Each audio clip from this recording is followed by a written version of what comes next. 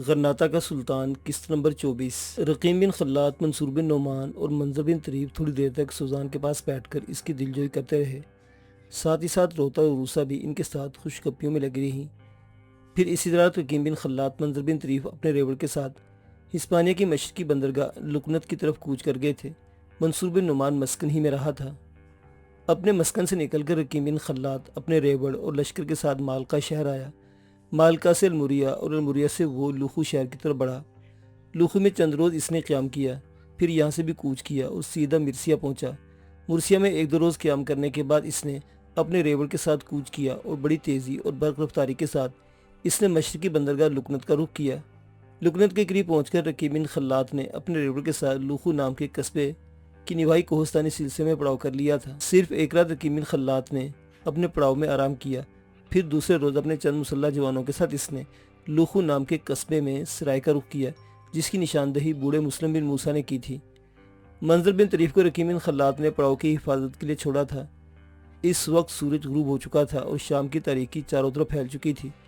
رقیم بن خلات نے اپنے مسلح جوانوں کو سرائے میں جگہ جگہ متعین کر دیا، پھر وہ اکیلا سرائے کے اس کمرے میں داخل ہوا جس میں عام لوگ بیٹھ کر کھانا کھاتے تھے۔ وہ اس حالت میں تھا کہ اپنے جسم پر بوسیدہ پھٹی ہوئی عبا پہنے ہوئے تھا، جس کے نیچے اس کی آہنی زرہ تھی۔ اس کے سر پر امامہ تھا جس کے نیچے اس کا آہنی خود بھی تھا۔ اس کے ہاتھ میں اپنے لوہے کا ترشول اور ترشول کا وہ حصہ جس کی شکل ایک 3 منہ کے نیزے جیسی تھی۔ اس کے ساتھ اس نے کپڑوں کی گٹھڑی باندھ رکھی تھی۔ اس گٹھڑی نے ترشول کے حملہ کرنے والے حصے کو چھپا رکھا تھا اور ترشول کو گٹھڑی سمیت رقیم بن خلات نے اپنے کندھے پر رکھا ہوا تھا، جس سے ایسا لگتا تھا کہ جیسے کوئی اجنبی مسافر ہو اور سرائے کے اندر قیام کے لیے داخل ہوا ہو۔ سرائے میں داخل ہونے کے بعد رقیم بن خلات ایک بھدی سی میز پر بیٹھ گیا۔ اپنا ترشول جس کے ساتھ کپڑوں کی گٹھڑی بندھی ہوئی تھی اس نے اپنے قریب ہی رکھ لیا تھا۔ تھوڑی دیر بعد سرائے کے ایک ملازم آیا اور رقیم بن خلات کی طرف دیکھتے پوچھا، تم کھانا کھاؤ گے یا شراب پیو گے؟ اس پر رقیم بن خلات نے جواب دیا، میں ایک غریب مسافر ہوں، شراب پینے کی استطاعت نہیں رکھتا، بس کھانا کھلا دو، جو چیز تمہاری سرائے میں اچھی پکی ہے لے آؤ۔ اس پر وہ ملازم واپس چلا گیا۔ اس ملازم کے واپس آنے تک رقیم بن خلات نے میز پر بیٹھے باری باری 6-7 مکھیاں مار کر اپنی عبا کے ایک حصے میں رکھ لیں۔ پھر وہ کھانا لانے والے ملازم کا انتظار کرنے لگا۔ تھوڑی دیر بعد ملازم جب کھانا رکھ کر واپس جانے لگا تو رقیم بن خلات فوراً حرکت میں آیا۔ جو مکھی اس نے مار رکھی تھی فوراً اس نے کھانے کی پلیٹ میں جگہ جگہ رکھ دی۔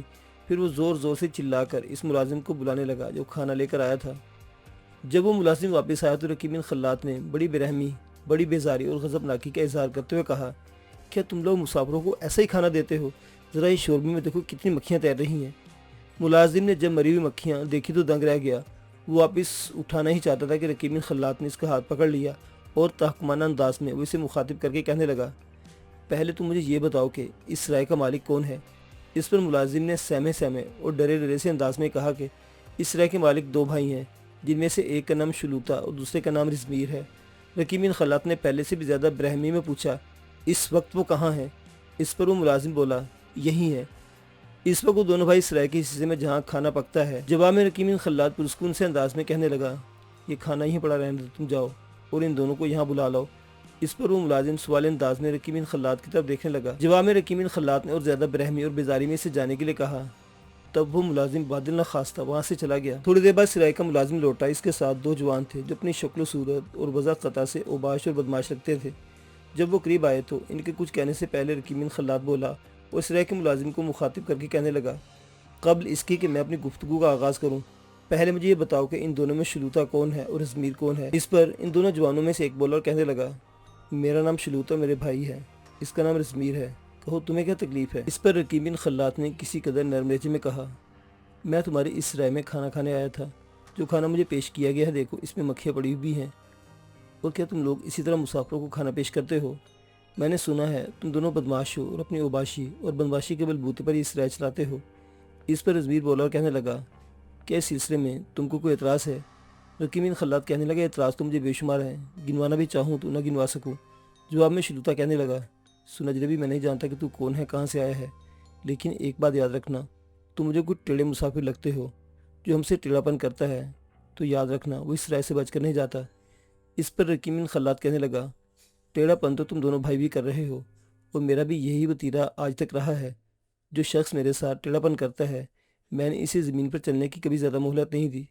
اس پر رزمیر آپے سے باہر ہوتے ہوئے نہایت برہمی میں کہنے لگا، دیکھ اجنبی، ہم سے زیادہ بحث مت کرو، ورنہ سن، ہم بحث کرنے والوں کو ریزہ ریزہ کرنے کا ڈھنگ بھی جانتے ہیں۔ اس پر رقیب بن خلات بدلتے ہوئے لہجے میں بولا، اگر میں بحث کرنا ہی چاہوں۔ تب رزمیر کھولتے ہوئے لہجے میں کہنے لگا، تب ہم تمہیں موت کا توقے گراں پہنا کر رکھ دیں گے۔ اس پر رقیب بن خلات اپنی جگہ پر اٹھ کھڑا ہوا۔ اپنا آہنی ترشول جس کے ساتھ کپڑوں کی گٹھلی بندھی ہوئی تھی اس نے سنبھال لیا تھا۔ پھر وہ اپنے آتشی لہجے میں رزمیر کو مخاطب کرتے ہوئے کہنے لگا، دیکھ رزمیر، میں کوئی کھیت کی مٹی نہیں کہ تم مجھے کھود ڈالو، نہ میں کوئی تنکا ہوں کہ تم دونوں بھائی مجھے اٹھا کر باہر پھینک دو۔ اس پر شلوتا فوراً بول پڑا، ارے ہمارے سامنے تمہاری کچھ حیثیت نہیں، لکھ رکھو اس رائے میں، میرا ایک اشارہ ہوتے ہی میرے انگنت مسلح جوان تم پر لپکیں گے اور تمہاری تکا بوٹی کر کے رکھ دیں گے۔ ابھی وقت ہے، یہاں سے چلے جاؤ، دفع ہو جاؤ۔ رقیب بن خلات بولا، پھر کہنے لگا، دیکھ شلوتا اور رزمیر، تم دونوں بھائیوں میں سے جو کچھ کہا ہے میرے نزدیک ایک غلیظ بکواس سے زیادہ اہمیت نہیں رکھتا۔ تم دونوں میں سے جو اپنے آپ کو زیادہ نڈر اور تیزن سمجھتا ہے میرے سامنے آئے، پھر میں دیکھوں موت کا توقع گراں میرے گلے میں پڑتا ہے یا تم دونوں کے۔ اس پر رزمیر کہنے لگا، کیوں نہ ہم دونوں بھائی اکٹھے ہی تم سے ٹکرا جائیں۔ اس کے ساتھ ہی دونوں بھائیوں نے ایک دوسرے کو مخصوص اشارہ کیا اور اپنی اپنی تلواریں انہوں نے بے نیام کر لی تھی۔ اتنی دیر تک رقیب بن خلات بھی حرکت میں آ چکا تھا۔ اپنے آنے ترشول کے ساتھ بندھی ہوئی کپڑوں کی گٹھلی سے فوراً اتار لی، اپنے ترشول پر گرفت محسوس کرتے ہوئے اس حرکت میں لایا اور تاک کر اسے اپنا ترشول جو مارا تو ترشول شلوتا کے جسم میں پار ہو گیا۔ شلوتا کا سینہ ترشول نے پھاڑ دیا تھا اور اس کے ہاتھ سے تلوار گر گئی تھی۔ اس موقع پر رزمیر نے رقیب بن خلات پر حملہ کر دیا۔ رقیب بن خلات نے اس کی تلوار کو فوری طور پر ڈھال پر روکا، پھر ایک دم جھٹکے سے اس نے اپنا ترشول شلوتا کے جسم سے نکالا تو شلوتا زمین پر گر کر ختم ہو گیا۔ یہ صورتحال دیکھتے ہوئے رزمیر کچھ پریشان اور فکر مند ہو گیا تھا، اس لیے کہ اس کے پہلو میں اس کا بھائی گر کر دم توڑ گیا تھا۔ رزمیر نے کچھ سوچا، بڑی تیزی سے پیچھے ہٹا، پھر اس نے لگاتار آوازیں دینا شروع کر دی، جس کے جواب میں کئی مسلح جوان اس کمرے کے دروازوں پر نمودار ہوئے۔ رزمیر نے ہاتھ کے اشارے سے ان سب کو رقیب بن خلات پر حملہ ور ہونے کے لیے کہا اور جواب میں وہ سارے مسلح جوان اپنی تلواریں سونتتے بڑی تیزی سے رقیب بن خلات پر حملہ ور ہونے کے لیے آگے بڑھے تھے۔ رقیب بن خلات اپنی جگہ پرسکون تھا، اس کے چہرے پر طمانینت اور لبوں پر مسکراہٹ تھی۔ اپنے ایک ہاتھ میں ڈھال اور دوسرے ہاتھ میں اپنا لمبا آہنی ترشول لیے وہ ان حملہ آوروں کی طرف دیکھ رہا تھا جو اس کمرے کے مختلف دروازوں سے آئے تھے۔ اس کے قریبی شلوتا کی لاش پڑی تھی، لاش سے ذرا ہٹ کر رزمیر کھڑا تھا۔ رزمیر کے لبوں پر اس موقع پر طنز ہی طنز اور خونخاری ہی خونخاری تھی۔ پھر رزمیر رقیب بن خلات کو مخاطب کر کے کہنے لگا، دیکھ اجنبی، میں تمہیں پہلے بتا چکا ہوں کہ میں نہیں جانتا کہ تو کون ہے، لیکن تو نے میرے بھائی کو قتل کر کے اپنے لیے قیامت برپا کر دی ہے۔ ابھی تھوڑی دیر تک جب میرے کارندے تم پر حملہ ور ہوں گے تو یقین جانو، پھر میں دیکھوں گا تو کیسا خود سر اور ستم پرور انسان ہے۔ رزمیر کے خاموش ہونے پر رقیب بن خلات بھی کہنے لگا، دیکھ آوارہ کتے، مجھے کوئی عام انسان نہ سمجھنا۔ اس کے ساتھ ہی مخصوص انداز میں رقیب بن خلات نے اپنا آہنی ترشول فضا میں بلند کیا۔ اس ترشول کا فضا میں بلند ہونا تھا کہ پشت کی جانب سے رقیب بن خلات کے ساتھی چرواہے حملہ ور ہوئے اور رزمیر کے سارے کارندوں کو انہوں نے موت کے گھاٹ اتار کر رکھ دیا تھا۔ یہ صورتحال دیکھتے ہوئے رزمیر کے چہرے پر دور دور تک موت بکھر گئی تھی۔ اس موقع پر اس نے وہاں سے بھاگ جانا چاہا، لیکن وہ ایسا نہ کر سکا، اس لیے کہ رقیب بن خلات بڑی تیزی کے ساتھ رزمیر کے قریب آیا۔ اپنا آہنی ترشول کا وہ حصہ جو تین تین نیزوں کی صورت کا تھا وہ رقیب بن خلات نے رزمیر کے گردن پر رکھ دے، پھر پوچھا، دیکھ رزمیر، تھوڑی دیر پہلے تو بڑا بڑھ چڑھ کر بولتا تھا، لفظ نہیں کرتا تھا، اب بتا، موت کی پردے تم پر بارد ہوئی ہیں مجھ پر؟ دیکھ تیرا بھائی شلوتا تیرے سامنے مرا پڑا ہے، تیرے حملہ آور کارکن بھی میرے ساتھیوں نے موت کے گھاٹ اتار دیے ہیں۔ میں تم سے ایک بات پوچھنا چاہتا ہوں، اگر جھوٹ بولے گا تو یاد رکھنا میں تجھے ایسی موت ماروں گا جس کا تو تصور بھی نہیں کر سکتا۔ ابھی میرے ہاتھ میں میرا ترشول ہے، اگر تم نے جو کچھ میں نے پوچھا نہ بتایا تو میں اپنا ترشول ایک طرف رکھوں گا اور اپنی تلوار نکالوں گا اور اس تلوار سے باری باری تیرے جسم کے اعضاء کاٹتا چلا جاؤں گا۔ بہرحال میرا پہلا حکم ہے کہ اپنی تلوار اور ڈھال ایک طرف پھینک دے۔ اس پر رزمیر فوراً حرکت میں آیا، تلوار اور ڈھال اس نے ایک طرف پھینک دی۔ رقیب بن خلات کے ایک ساتھی آگے بڑھا اور رزمیر کی تلوار اور ڈھال پر اس نے قبضہ کر لیا تھا۔ پھر اپنے آہنی ترشول کی تین نوکیں رقیب بن خلات نے رزمیر کی گردن میں ذرا دباتے ہوئے کہا، دیکھ بتا، وہ مسلمان لڑکیاں کہاں ہیں جنہیں تمہارے بھائی شلوتا، تمہارے چچا زاد مارنینوس اور بلدائن نے لکنت شہر کی نواحی بستی لوخو سے حاصل کیا تھا، جن کے لیے اپنے سرائے کے پاس تم نے قبا خانے تیار کر رہے ہیں، اور ان لڑکیوں کو تم قبا خانے کی زینت بنانا چاہتے ہو۔ سن، اگر تم نے ان لڑکیوں کا پتہ غلط بتا دیا یا بتانے سے گریز کیا تو یاد رکھنا، اس کمرے میں تمہارے جسم کے اعضاء کاٹنا شروع کر دوں گا، اور یہی عمل تمہارے چچا زاد مارینوس اور ہلدان کے ساتھ بھی کروں گا۔ رقیب بن خلات کی اس گفتگو سے رزمیر کا چہرہ ہلدی کی طرح زرد ہو کر رہ گیا تھا۔ تھوڑی دیر تک وہ انتہائی بے بسی کی حالت میں رقیب بن خلات کی طرف دیکھتا رہا، फिर वो बोला, जो कुछ तुमने पूछा है मैं सच कहूँगा, झूठ नहीं बताऊँगा। मेरी इस राय का जो सबसे शुमाली हिस्सा है, इसकी पुश्ती जानिब 2 कमरे हैं जिन्हें हम माजी में अपने दुश्मनों के लिए जिंदान के तौर पर इस्तेमाल करते रहे हैं। बस इसी जिंदान में हमने इन मुसलमान लड़कियों को बंद कर रखा है। लेकिन तुम इनसे क्या तल्लुक़, क्या वास्ता रखते हो? जैसा कि तुम्हारे गले में स्लीब रहा है तो ज़ाहिर है तुम नसरानी हो। फिर तुम नसरानी होकर किस गर्ज के तहत इन लड़कियों को पूछते हो? क्या तुम हमसे भी बढ़कर इन्हें अजियत में मुब्तला करना चाहते हो? इसमें शक नहीं कि मेरी इस राय के मगरिब में एक कुबा खाना तामीर हो रहा है और अनकरीब हम इन लड़कियों को इसी कुबा खाने की जीनत बनाना चाहते हैं। इस तरह ना सिर्फ ये कि हमारी इस राय की आमदनी में इजाफा होगा, बल्कि इस राय में क़याम करने वालों को एक तांता बन जाएगा। इस पर रकीम बिन खल्लाद कहने लगा, एक कुत्ते की औलाद है, तेरा भाई शलूता मारा गया, जब तू भी मारा जाएगा तो तुझे तामीर हो जाने वाले कुबा खाने से क्या गर्ज? तुझे इस राय में मुसाफिरों के तांता बन जाने से क्या फ़ायदा? इस पर अजमीर चौंक कर पूछा, क्या तुम मुझे कत्ल कर दोगे? इस पर रकीब बिन खल्लाद कहने लगा, हाँ, मैं तेरी गर्दन काटूंगा। इसके बाद तेरे चचाजाद भाई मारिनूस और हिल्दाइन की गर्दन भी काटूंगा। तुम लोगों ने मुसलमानों के कस्बे लूखू पर हमलावर होकर वो जुर्म किया है जिसकी तलाफी नहीं की जा सकती। तुम लोगों ने वहाँ कत्लेआम करके मुसलमान लड़कियों को असीर बनाकर ऐसा जुर्म किया है कि इसकी जितनी भी सख्त सज़ा कम है। इसके साथ ही रकीब बिन खल्लाद अपने आने त्रिशूल को हरकत में आया और त्रिशूल का 3 मुंह वाला हिस्सा इसने रज़मीर के दिल में घोंप कर रख दिया। रज़मीर के मुंह से एक चीख बुलंद हुई, फिर वो बेजान होकर ज़मीन पर गिर गया था। एक झटके के साथ रकीब बिन खल्लाद ने इसकी छाती से अपना त्रिशूल खींचकर रज़मीर के कपड़ों से साफ कर लिया। फिर इसने वहाँ जमा होने वाले अपने साथियों को मुखातिब करके कहा, सुनो मेरे भाइयों, अब अपने चेहरों को ढांप लो, सराय के अंदर और बाहर फैल जाओ। जो भी सराय का रुकन और सराय से ताल्लुक़ में तुम्हें दिखाई दे, इसे कत्ल आम कर दो, ताकि किसी को खबर ना होने पाए कि किसने शलूत और रज़मीर उनके कारकुनों को कत्ल किया है। इसके साथ ही रकीब बिन खल्लाद अपना चेहरा भी ढांप लिया था। फिर रकीब बिन खल्लाद अपने साथियों के साथ हरकत में आया। सराय में जिस कदर काम करने वाले लोग थे, इन सबका उन्होंने खात्मा कर दिया। सराय में इस कत्लेआम से चारों तरफ खामोशी फैल गई। इस खामोशी और तरीकी का फ़ायदा उठाते हुए रकीब बिन खल्लाद अपने साथियों के साथ बड़ी तेज़ी से सराय के उस जिंदान की तरफ आया जिसकी रज़मीर ने निशानदेही की थी। जब वो अपने साथियों के साथ वहाँ आया तो उसे देखा 2 बड़े बड़े कमरों पर मुश्तमिल वो जिंदान था, जिसके अंदर आहनी खिड़कियाँ और दरवाजे थे। थोड़ी देर तक इन दोनों कमरों का रकीब बिन खल्लाद ने जायज़ा लिया। फिर अपने साथियों को इसने देखते हुए कहा, मेरे साथियों, इन दोनों दरवाज़ों के कुफल और दरवाजे खोल दो। रकीब बिन खल्लाद का हुक्म सुनते ही इसके साथी हरकत में आए। उन्होंने पत्थर मार मार कर दोनों कुफल तोड़ दिए और दरवाजे खोल दिए। दरवाज़ों का खुलना था कि दोनों कमरों के अंदर जो मुसलमान लड़कियां थीं, वो सहमी भेड़ों की तरह बेचारी दरवाज़ों के करीब आन खड़ी हुई थी। उन्होंने जो देखा कुछ लोग अपने चेहरों को ढांपे हुए और पूरी तरह मुसल्लह हैं और इनके सामने खड़े हैं, तो वो खौफज़दा हो गई थी। फिर शायद उन्होंने ख्याल किया कि इनका कत्लेआम होने लगा है। इस मौका पर रकीब बिन खल्लाद इन सारी लड़कियों को मुखातिब करके कहने लगा, सुनो मेरी बहनों, फ़िक्रमंद मत होना। इसमें कोई शक नहीं कि तुम्हारे कस्बे लुखू पर हमलावर नसरानियों ने वहाँ मुसलमानों का कत्लेआम किया, तुम्हें लाकर इस जिंदान में बंद कर दिया ताकि आने वाले दिनों में तुम लोगों से कुबा खाने की जीनत में इजाफा किया जाए। लेकिन हम ऐसा नहीं होने देंगे। हम तुम्हें ऐसी पनागाह में पहुँचाएंगे कि जहाँ तुम मुसलमान की हैसियत से अपनी मर्जी और ख्वाहिश के मुताबिक ज़िंदगी बसर कर सको। यहाँ तक कहने के बाद रकीब बिन खल्लाद जब खामोश हुआ तो एक लड़की जो किसी कदर जुर्रतमंद लगती थी आगे बढ़ी और रकीब बिन खल्लाद को मुखातिब करते हुए कहने लगी, क्या हम जान सकते हैं कि तुम लोग कौन हो और हमें इस जिंदान से क्यों निकालते हो? इस पर रकीब बिन खल्लाद बोला और कहने लगा, क्या तुम्हारे इस सवाल का जवाब यही काफ़ी नहीं कि मैं तुम सबको अपनी बहनें कहकर मुखातिब कर चुका हूँ? मेरे साथ चलो, मैं तुमसे वादा करता हूँ कि तुम सबकी इज्जत और जान बिल्कुल महफूज और मामून रहेगी।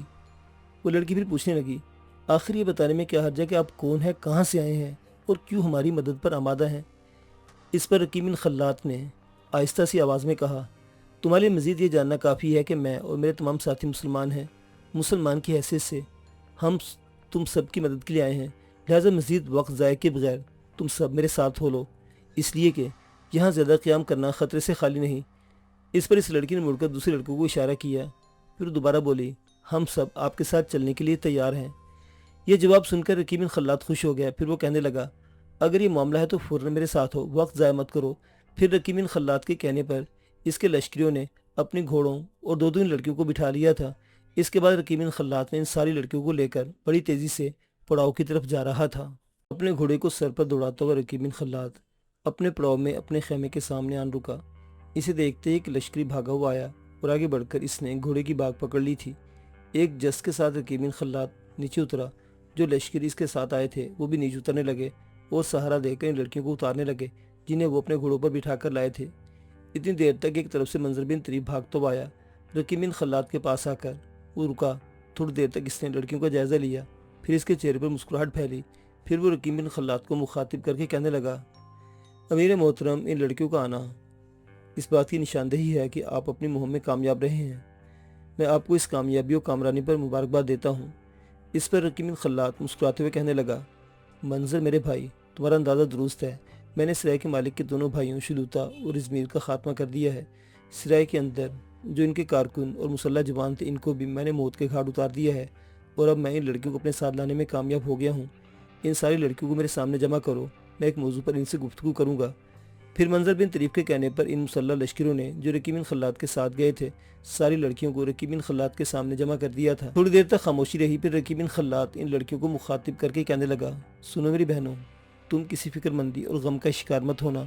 یوں جانو تم دشمن کی قید اور زندان سے رہائی پانے کے بعد اپنوں کے اندر آ گئی ہو۔ اب یہاں اس پڑاؤ اور ریوڑ میں تم سب کی جانیں اور آبرو بالکل محفوظ ہے۔ آج کی رات تم ہمارے پڑاؤ میں قیام کرو، کل ہم یہاں سے کوچ کریں گے۔ سنو، ہمارا رخ غرناطہ کی طرف ہوگا۔ تم اسے جو غرناطہ جا کر پرسکون زندگی بسر نہیں کرنا چاہتی، وہ اپنا ہاتھ فضا میں بلند کر دے۔ لڑکیوں کے رد عمل کا جائزہ لینے کے لیے رقیب بن خلاد تھوڑی دیر تک خاموش رہا، لیکن کوئی بھی ہاتھ فضا میں نہ اٹھا۔ رقیب بن خلاد کے چہرے پر مسکراہٹ نمودار ہوئی، پھر وہ کہنے لگا، میں تم سب کے رد عمل کا بے حد ممنون اور شکر گزار ہوں۔ تم سب نے مل کر صحیح فیصلہ کیا ہے۔ اب میرے ایک سوال کا جواب دو، وہ یہ کہ اگر تم سب کو غرناطہ لے جا کر تمہیں باوقار طریقے سے اچھے اور صالح نوجوانوں سے بیاہ دوں تو اس سلسلے میں تمہیں کوئی اعتراض ہے؟ تم سب آپس میں صلاح مشورہ کرو، اس کے بعد تم میں سے کوئی مجھے جواب دے۔ اس پر ساری لڑکیاں آپس میں صلاح مشورہ کرنے لگیں۔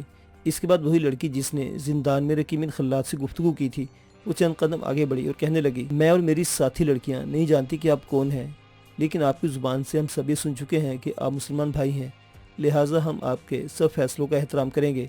اگر آپ ہمیں کسی محفوظ جگہ لے جا کر آباد کرنا چاہیں تو ہم سمجھیں گے کہ ہماری اذیتوں کی شب تمام ہوئی اور ہمارے لیے آزادی اور وقار کا نیا سورج طلوع ہوا۔ اس لڑکی کا یہ جواب سن کر رقیب بن خلاد کے چہرے پر ہلکی ہلکی مسکراہٹ نمودار ہوئی تھی۔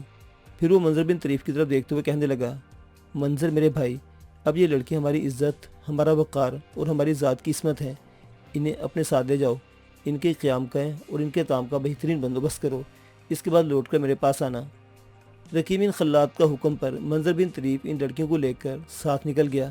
پھر رقیب بن خلاد اپنے خیمے میں داخل ہوا تھا۔ اپنے خیمے میں بیٹھے ہوئے رقیب بن خلاد کو تھوڑی ہی دیر ہوئی تھی کہ منظر بن طریف خیمے میں داخل ہوا اور رقیب بن خلاد کے قریب بیٹھتے ہوئے کہنے لگا، میرے محترم، میں ان لڑکیوں کے کھانے اور ان کی رہائش کا بہترین بندوبست کر کے آیا ہوں، اب مزید کہیں میرے لیے کیا حکم ہے؟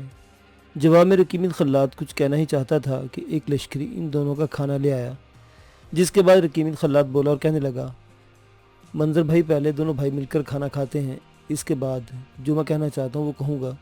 جب اس لشکری نے ان دونوں کے سامنے کھانا لگا دیا تو دونوں نے پرسکون ماحول میں کھانا کھایا۔ برتن اٹھا کے انہوں نے جب ایک طرف رکھے، وہی لشکری پھر اندر آیا۔ کھانے کے خالی برتن وہ اٹھا کے لے گیا تھا۔ اس کے بعد رقیب بن خلاد منظر بن طریف کو مخاطب کر کے کہنے لگا، دیکھو منظر، ان لڑکیوں پر ظلم کرنے والے شلوتا اور ازمیر کو تو میں نے موت کے گھاٹ اتار دیا ہے۔ یہ دونوں بھائی تھے اور سرائے کا کام کرتے تھے۔ اب ان دونوں کے چچا زاد بھائی بھی ہیں، جن میں سے ایک کا نام مارینوس اور دوسرا کا نام ہلدائن ہے۔ اصل میں یہی لوگ لوخو نام کی بستی میں مسلمانوں پر ظلم کرنے والے ہیں۔ یہ اس بستی کے سرکردہ بھی ہیں اور دونوں بھائی بھی ہیں، لہٰذا شلوتا اور ازمیر کی موت کے بعد میں مارینوس اور ہلدائن کو بھی موت کے گھاٹ اتار دینا چاہتا ہوں۔ اس کے لیے میں ایک عجیب و غریب طریقہ اختیار کرنا چاہتا ہوں، وہ یوں کہ کل صبح تم اپنے کسی لشکری کو لوخو نام کی بستی کی طرف روانہ کرنا، وہاں وہ مارینوس اور ہلدائن سے ملے اور بڑے رازدارانہ طریقے سے ان سے ملاقات کرنے کے بعد ان پر انکشاف کرے کہ وہ انہیں شلوتا اور ازمیر کے قاتلوں کی نشاندہی کر سکتا ہے۔ اس لیے تھوڑی دیر تک مارینوس اور ہلدائن کو خبر ہو جائے گی کہ شلوتا اور ازمیر کو کسی نے قتل کر دیا ہے، لیکن وہ قاتلوں کو تلاش نہیں کر سکیں گے۔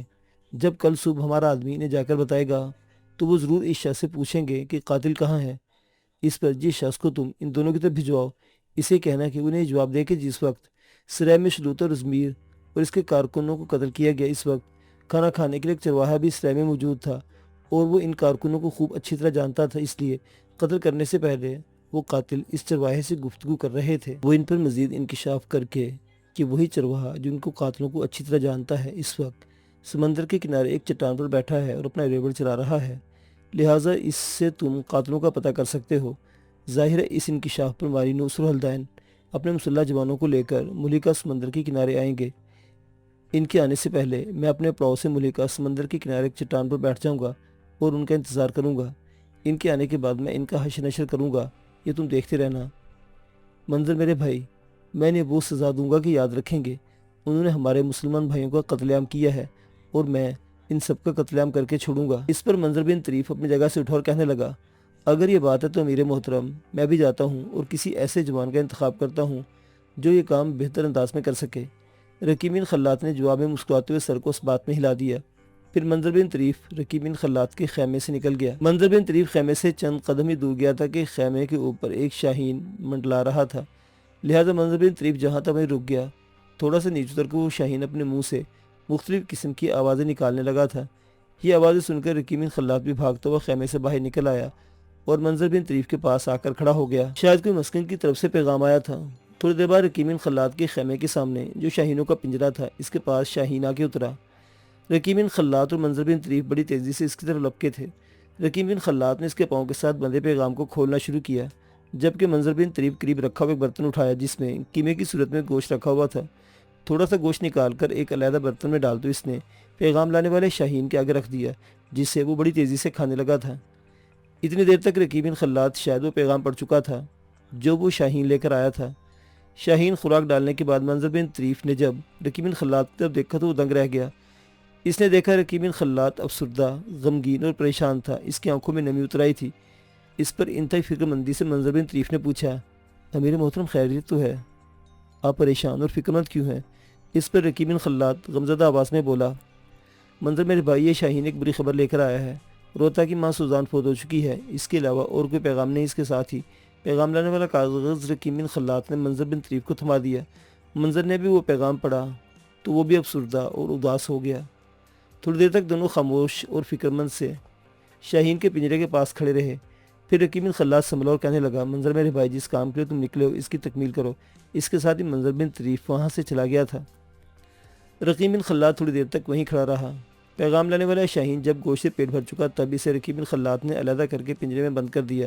اس کے بعد وہ اپنے خیمے میں چلا گیا۔